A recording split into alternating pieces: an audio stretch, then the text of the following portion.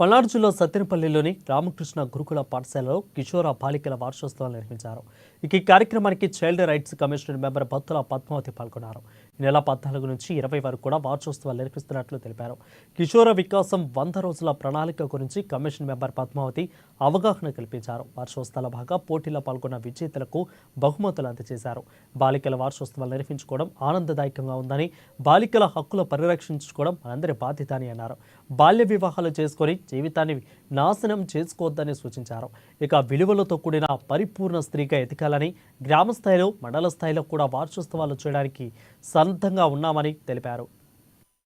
బాలలకు సంబంధించినటువంటి బాలల హక్కుల వారోత్సవాలు ఘనంగా నిర్వహిస్తున్నాం. ఆంధ్రప్రదేశ్ రాష్ట్ర వ్యాప్తంగా కూడా నవంబర్ 14th to 20th వరకు కూడా ఈ ఆంధ్రప్రదేశ్ మొత్తం అన్ని జిల్లాలు, అలాగే schools, government schools, private schools and కాలేజెస్లో కూడా ఈ బాలల హక్కుల వారోత్సవాలు అనేటువంటివి ఘనంగా నిర్వహిస్తూ ఉన్నారు. బాలలకు సంబంధించినటువంటి హక్కుల పరిరక్షణ కోసం ఆంధ్రప్రదేశ్ రాష్ట్ర వ్యాప్తంగా కూడా బాలల హక్కుల కమిషన్ కృషి చేస్తూ ఉంది.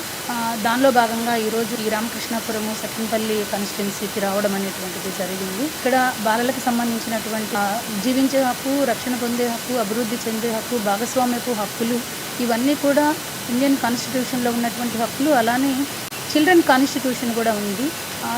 దాన్ని ఏమంటారు అంటే యునైటెడ్ చైల్డ్ రైట్స్ కన్వెన్షన్ అంటారు. అంటే అంతర్జాతీయ బాలల హక్కుల వడంబడిక.